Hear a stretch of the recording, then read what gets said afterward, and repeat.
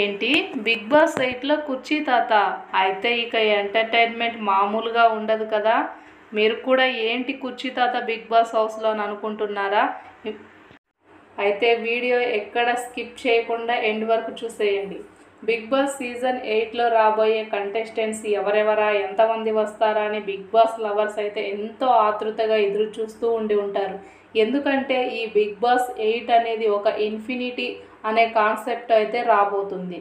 Big boss 8 logo కూడా 2 రకాలుగా అయితే డిజైన్ చేశారు. ఒక రకంగా చూసుకున్నట్లయితే 8 కనిపిస్తుంది, దాన్ని అడ్డంగా తిప్పితే ఇన్ఫినిటీ అని కనిపిస్తుంది.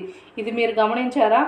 ఈసారి బిగ్ బాస్ 8లో ఎవ్వరు ఊహించని విధంగా అయితే జరుగుతున్నట్లు అయితే అనిపిస్తుంది. కంటెస్టెంట్స్గా ఎవరినైనా తీసుకురావచ్చు. సోషల్ మీడియాలో ఎవరు అయితే ఎక్కువ ఫేమ్లో ఉన్నారో వాళ్ళల్లో ఒక 2-3 అయితే తీసుకొచ్చే ప్లానింగ్లో ఉన్నారు బిగ్ బాస్ టీం.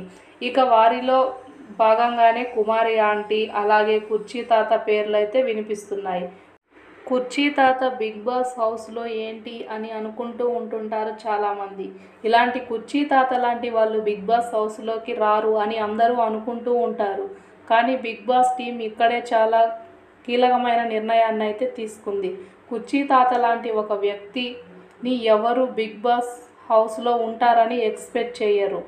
కానీ అలాంటి ఒక ఎక్స్పెక్ట్ చేయని ఒక వ్యక్తిని తీసుకొస్తే బిగ్ బాస్ లవర్స్ చాలా ఇంప్రెస్ అవుతారని ఈ ప్లానింగ్ అయితే చేశారు బిగ్ బాస్ టీం. కుర్చీ తాత సోషల్ మీడియాలో ఏ రేంజ్లో ట్రోల్ అయ్యాడో మనందరికీ తెలుసు. అతను చెప్పిన ఆ డైలాగ్ మహేష్ బాబు సినిమాలో పాటగా మారిపోయింది. దీన్ని బట్టే అర్థమవుతుంది కదా కుర్చీ తాత ఫాలోయింగ్ ఏ రేంజ్లో ఉంది అనేది.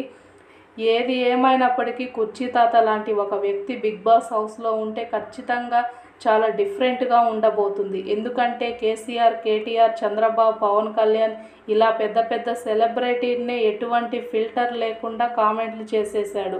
అలాంటిది బిగ్ బాస్ హౌస్లో కంటెస్టెంట్స్లను కూడా అస్సలు లెక్క చేయడు. కాబట్టి కుర్చీ తాత మాత్రం బిగ్ బాస్ హౌస్లో వారం ఉన్న 2 వారాలున్న ఎంటర్టైన్మెంట్ అనేది అన్లిమిటెడ్గా అయితే ఉండబోతుంది. ఇందులో ఎటువంటి సందేహం లేదు. ఈ కుర్చీ తాత బిగ్ బాస్ హౌస్లో ఉండడంలో మీ అభిప్రాయం ఏంటో కామెంట్ చేయండి.